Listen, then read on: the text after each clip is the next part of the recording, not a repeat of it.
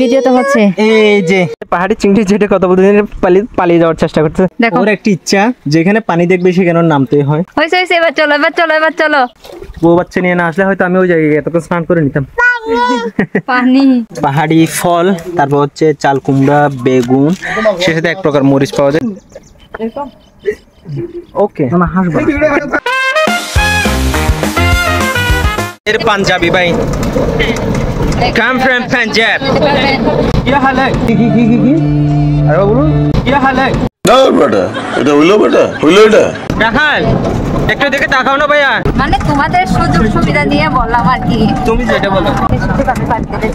আচ্ছা, এখন আমরা চলে আসছি কি জায়গা দে তারাজিরি গর্জন বাগানের সামনে। তো বড়দিলে যাওয়ার আগে এই জায়গাটা হচ্ছে খুব বেশি সুন্দর একটি জায়গা। দুই পাশে হচ্ছে রাস্তার দুই পাশে অনেকগুলা গাছ, মানে ছবি তোলার জন্য আদর্শ একটি জায়গা। এটা হচ্ছে সেই জায়গায়, দুই পাশে হচ্ছে গর্জন গাছ, মাঝখানে রোড, আর এরপরে হচ্ছে চাকমাপাড়া। জায়গাটা অনেক বেশি সুন্দর। টিম মেম্বারও নেমে এখন যে যার মতো ছবি তুলতেছে, আর রাখাল এখানে হচ্ছে কচুরলতি লাকড়ি এগুলো কুড়াচ্ছে, এর দায়িত্ব হচ্ছে সেটা। আর আমরা এখন আমাদের পাঞ্জাবি ভাইয়ের সাথে একটু কথা বলবো। ভাই পাঞ্জাবি ভাষায় কিছু বলেন না। হ্যালো নিখংলা ইয়া হাবিবি খামটু বরেচলি। এখন ঈশার বেড়া ছবি তুলে আমার বেদা ছবি তুলে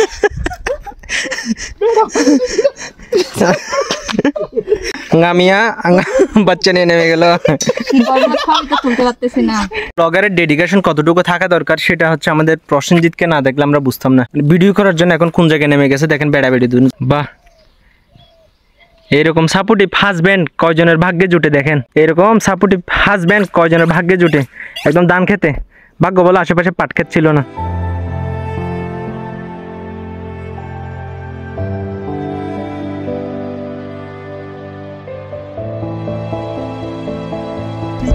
এই যে আমাদের আরেক ভন্ড পালাস নন্দ কেন আছো? আর চিনো না? আয় তো তোমারও চিনি।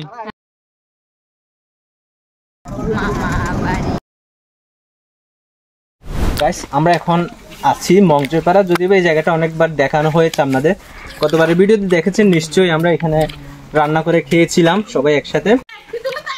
এই যে ওনাদের উঠানে ভাত খেয়েছিলাম, আপনারা দেখছিলেন মনে আছে। প্রচন্ড রোদ, প্রচন্ড রোদ। সানগ্লাস দাও বাবু, সানগ্লাস কোথায়? ও রেখে আসছি। না তোমার পকেটে ছিল মনে হয়। তুমি এত লম্বা হয়ে গেলে কেন? আমি কোথায় উঠছি দেখা নাই।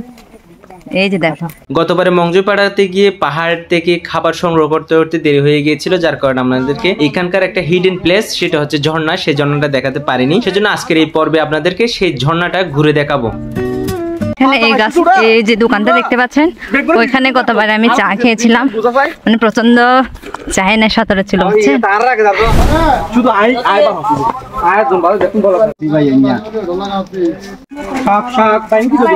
এই মঞ্জুপাড়াতে আসলে আপনারা দেখতে পাবেন এখানে যে পাহাড়ি সবজিগুলো পাওয়া যায়, পাহাড়ি ফল, তারপর হচ্ছে চাল কুমড়া, বেগুন, সে সাথে এক প্রকার মরিচ পাওয়া যায় যেটাকে হচ্ছে ধানিয়া মরিচ বলে। এটা হচ্ছে সেই ধানিয়া মরিচ, আর সে সাথে আছে হলুদ ফুল, তারপর হচ্ছে কলা।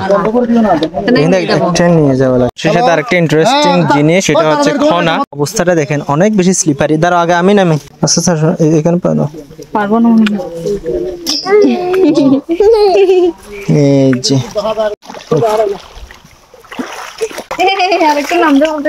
ওর জুতাগুলো রেখে আসলে ভালো হইতো। যেখানে পানি দেখবে সেখানে নামতে হয়। দেখেন দেখেন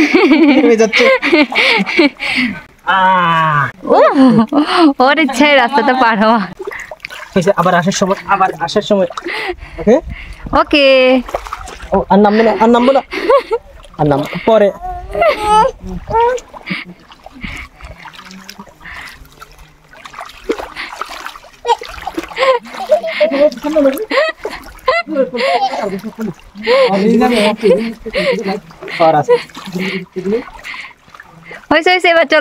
এবার চলো। মাম্মি চলে যাচ্ছে, দেখো চলে যায়। অনেক কষ্ট করে মাম্মামকে পানি থেকে তুলে নিয়ে যাত্রা শুরু করলাম ঝর্ণার দিকে। যাত্রাপথে চোখে পড়বে পাহাড়ি জঙ্গল, আর সেই সাথে পাহাড়ি জিরির আঁকাবাঁকা রাস্তা, আর আরো দেখবেন জুম থেকে বহন করে নিয়ে আসা পাহাড়ি শাকসবজি আমাদের পাহাড়ি আদিবাসী ভাইরা বহন করে নিয়ে যাচ্ছেন তাদের সেই ছোট্ট বাজারে।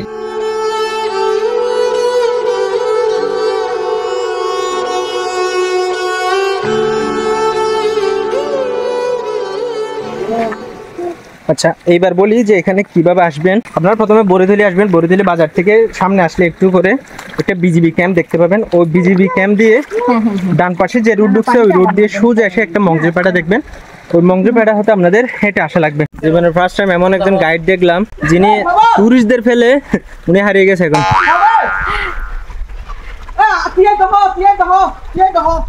কি একটা অবস্থা।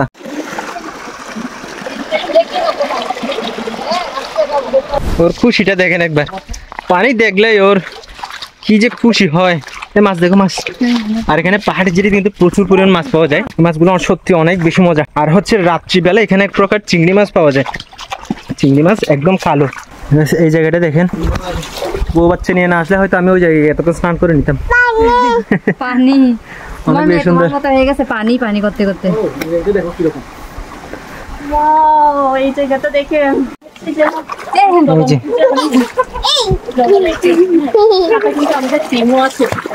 আস্তে আস্তে আস্তে আস্তে। ভাই আমাদের অবস্থা বেশি খারাপ, তোমাদের বউ সরি বাচ্চা নাই যে সেজন্য অনেক ভালো। ফাইনালি আমরা পৌঁছে গেলাম ছোট্ট একটি পাহাড়ি কুম বা গুহা বা যেটা বলেন। এখন আমরা এখানে কিছু কাপল ছবি তুলবো। উনি হচ্ছেন আমাদের গাইড, আমাদের ফেলে চলে আসছে। আমরা দুইটা কাপল এখানে ঘুরতে আসছি, ওনাকে গাইড হিসেবে নিয়ে আসছিলাম। যে পুরনো হয়রানি করছে আমাদের। এখন গাইডকে খুঁজে পেয়েছি, কারণ কাপল হারাই গেছে।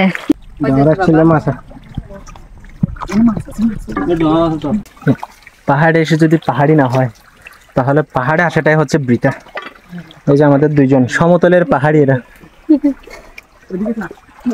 আমরা যখন হেঁটে হেঁটে ঝর্ণার দিকে যাচ্ছিলাম ঠিক সেই সময়তে একটি পাহাড়ি ঝিরির চিংড়ি আমার চোখে পড়ে। এখন সেই চিংড়িটা ধরে আপনাদেরকে দেখানোর চেষ্টা করছি। এই যে এই যে পাহাড়ি চিংড়ি যেটা কত দিন পালিয়ে যাওয়ার চেষ্টা করছে, এটা আমি নিয়ে যাব আর ওদেরকে দেখাবো। এটার যে কি পরিমাণ স্বাদ সেটা আপনাদের বলে বোঝানো যাবে না। অবশ্যই আমরা ঝর্ণার পাড়ে চলে আসলাম। আপনারা অনেকেই বলেন যে আমাদের বাচ্চা আছে, হ্যাঁ যাবো না, অনেক ধরনের অজুহাত দেন। বাচ্চারাও কিন্তু ঘুরতে চায়, কিন্তু তারা ভাষায় প্রকাশ করতে পারে না বলে আপনারা বুঝেন না। দেখেন আমাদের সমতলের বাচ্চারা আর একজন হচ্ছে পাহাড়ি বাচ্চার মধ্যে কতটা তফাৎ সেটাকে আপনারা বুঝেন।